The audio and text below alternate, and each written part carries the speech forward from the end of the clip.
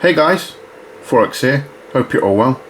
What you're looking at in front of you is the PlayStation 2 I repaired in a previous video. As you can see, it's still working perfectly fine. Played a bit of Resident Evil 4.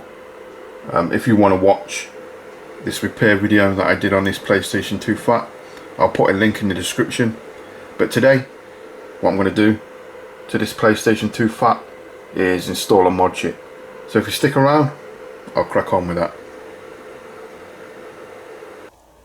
Now when it comes to installing a ModChip in this, I've got three options. I can put in the Modbo 5, or I can put in the Modbo 5, or the one I'm thinking I'm definitely going to put in is the Modbo 5. Sorry guys, I cannot resist it. Okay, let's get in this thing. To get in the PlayStation 2 FAT, it's not very difficult. All we have to do is remove 8 screws. But first we have to remove the covers that are over the 8 screws. And there's one here, there's one here, there's one here, there's one here, there's one here, there's one here, there's one here, and the final one is here. Remove those covers and you'll see the 8 screws that you need to remove. Now we've removed those covers, we can see the screws that we need to remove. There's one just here, there's one here, there's one just here, there's one here, there's one here, there's one just here, there's one here, and the final one is here. Remove those screws. I'll flip this thing over and show you how you take the top lid off. Now if you're removing the top lid off the PlayStation for the first time, what you'll find is there's a little security sticker that Sony puts on here. It's a anti-tamper sticker. So you'll have to cut through that. It's not very difficult. And then once you've done that, you can take the top lid off, but I'll show you how you do that. Now to remove the top lid off the PlayStation, the best thing to do is grab it like this and bring it forward, and that brings you over the optical drive, and then just swing it to the side like this. Now the reason you do that is because it's obvious there's a cable here, and if you don't and you just pull it straight off like this, you've got a risk of pulling this cable and damaging it. Now the first thing I want to remove is the eject and power button assembly. That's very easy to do. It's just push fitted in there, and you just grab it and you can pull it out, as simple as that. And that's the top case free. What I want to do next is remove the whole assembly from the bottom case, and that's very easy. There's 4 screws I need to remove. There's one just here at the side of the power input, there's one just here next to the fan, and there's one here and one here either side, and controller port inputs. Remove those and you'll be able to lift the whole of the assembly away from the bottom of the case. That's it removed from its bottom case. What I'm going to do now is flip it over and start disassembling. Now the first thing I want to remove is the power board, and that's very easy to do. There's 4 screws I need to remove. There's one here, there's one here, there's one here, and the final one is here. Remove those and the power board will lift straight out like this. That's the power board removed. Let's get some other stuff off there.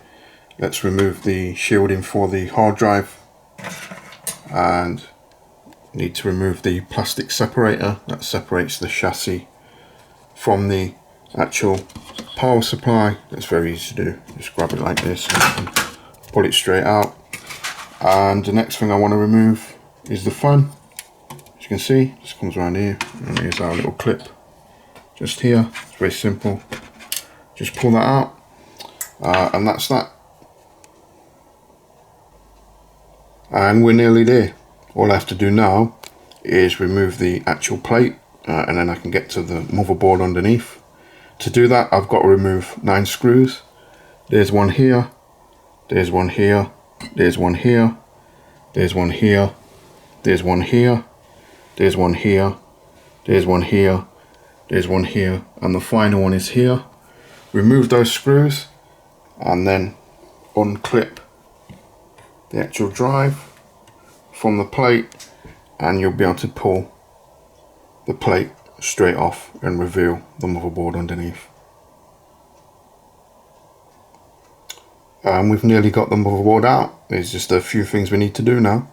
The first is remove the memory card and controller port. To do that, it's very easy. You just lift up this flap here like this, and as you can see, it just comes straight out. If you lift it up and it doesn't come out, just lift it up and pull it out like that, and that's the whole of the cartridge, the memory card and controller port removed. What I want to remove next is the CD tray eject mechanism. These are just push fitted, so you just pull them out. That's that. The next one is the reset and power. Same again, it's just push fitted, just pull it out. And the next one I want to remove is the spindle motor. That's that out. And the next one is the slide motor, just here. Pull that out. And the final one is the ribbon for the laser assembly, and it's very easy. Just unclip it like that, and you pull it out like this, and that's that. And that's the whole of the motherboard out. Now this is not screwed on this heatsink, you can just pull it off. And then that's it. You're pretty much down to the motherboard, and it's ready for chipping. I've got the PS2 fat motherboard out, as you can see. It's a GH15. I think it's a revision 5. So what I'm going to do now is mod chip this board. The way I'm going to do it is like I did with my Slim when I chipped that. I'm going to do little bits and then come back and show you what I've done, so I'll just keep doing that. Now the first part I'm going to take care of is the BIOS area, which is here. So I'll crack on with that and then come back and show you once I've wired in the BIOS.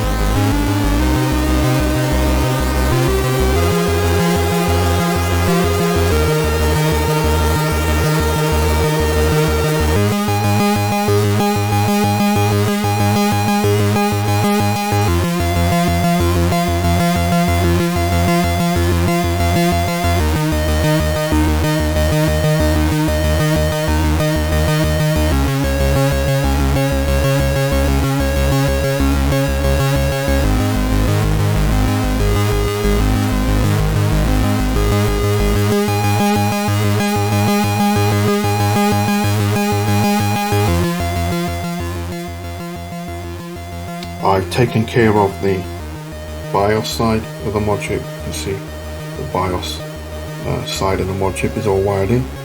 What I'll do now is I'll make a start on the drive connections, and they are A to Y. So I'll crack on with that and then come back and show you what it looks like afterwards.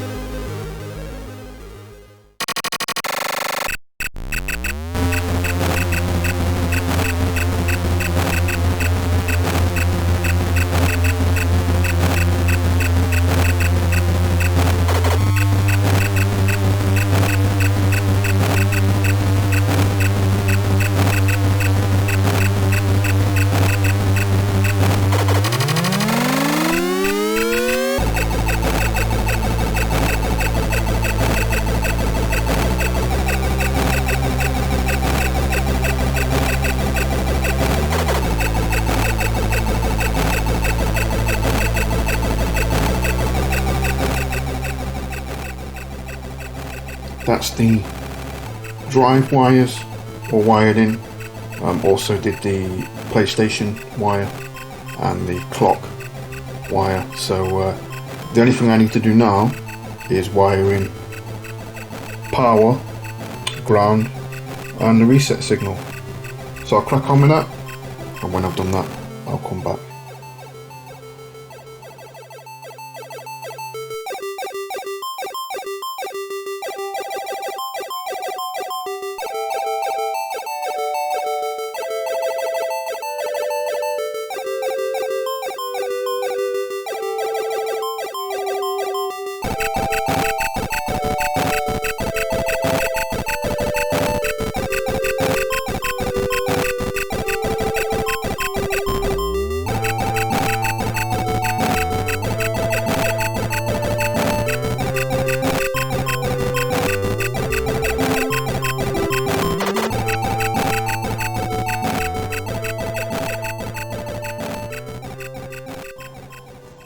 That's power, ground and reset all wired in.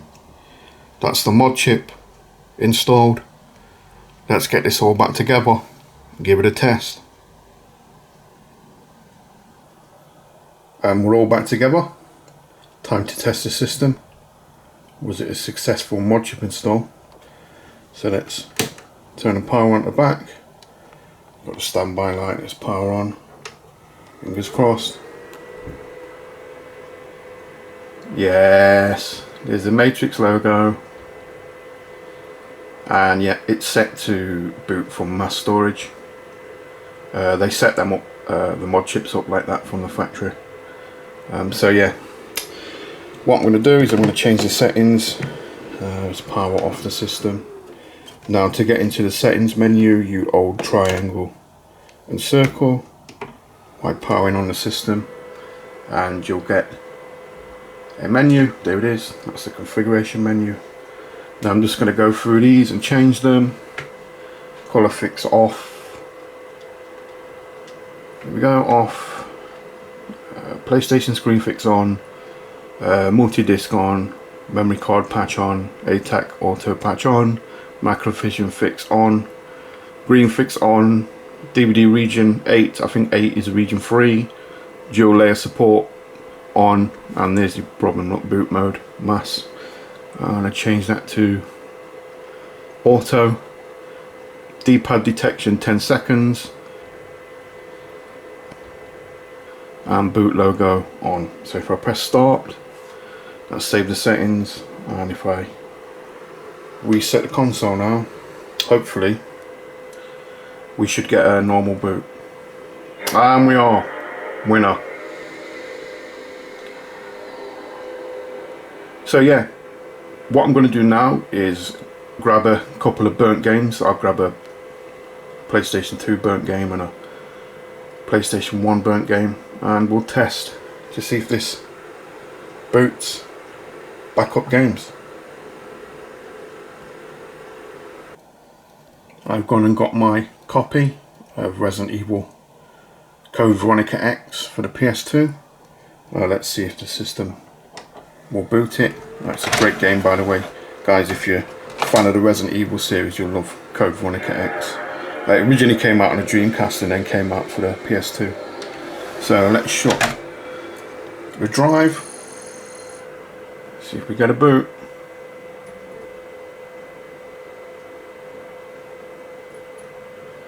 And we are.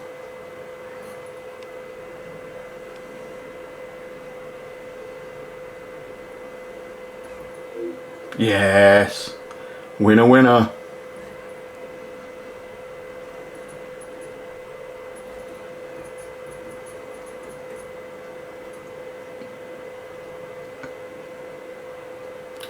Just press the start button.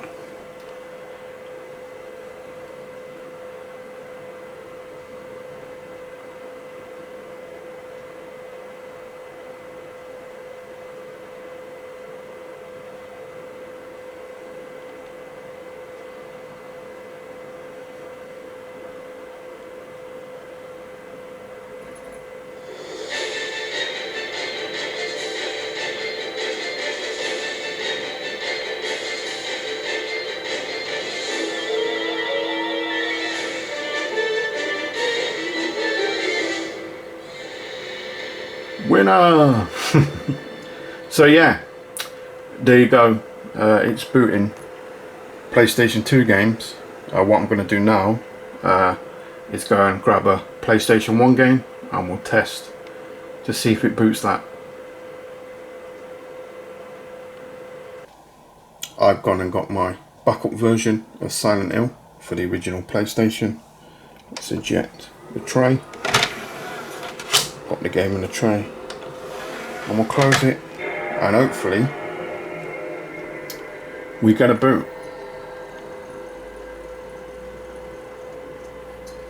Yeah, and we do. Now what you'll see is we don't get any boot logo from the PlayStation 2. Normally you'd get an original, like a flash boot logo. But what tends to happen with the Modbo 5 is it just boots the game straight into the game, and we bypass the boot logo, and there you go, see what I mean? We didn't get the PlayStation logo. But yeah, as you can see, we're booting back up original PlayStation games. Winner winner. Now what I'm going to do now is give this thing the ultimate test, like I did with the Slim Eye modded. I'm going to get that dual layer version of God of War. I'm going to pop it in this thing and see if it boots and plays alright, because if it plays that, it will play anything. So yeah, I'll just go and grab that and then I'll come back.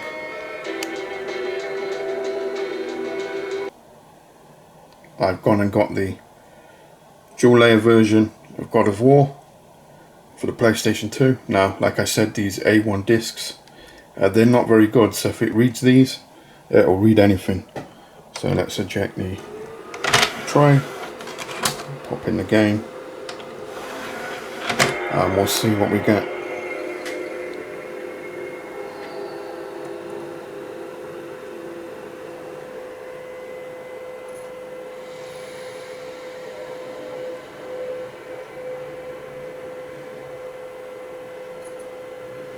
And it looks like we're booting.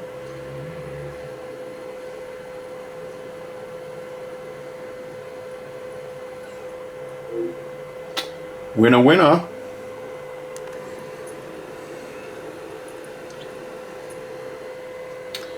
There you go. What do you know? Just shows you, you know, if you pay a little bit more for a decent laser from a good company.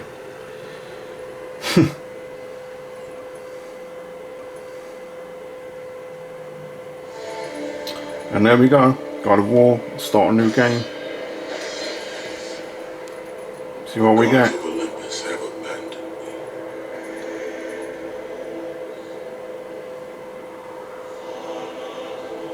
It's working fine. So yeah, I think we can call that, guys. Hope you liked the video. Please give it a big thumbs up. Like, comment, subscribe. All the usual stuff. And as always, I'll catch you on the next one. After 10 years of suffering, 10 years of endless nightmares, absolutely fine. Wish my camera would focus. Escape from madness.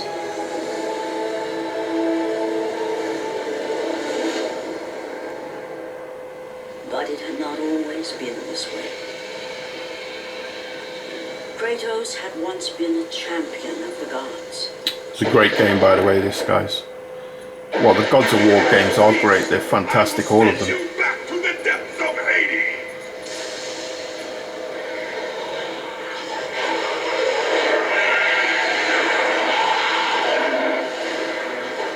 So yeah, there you go, guys.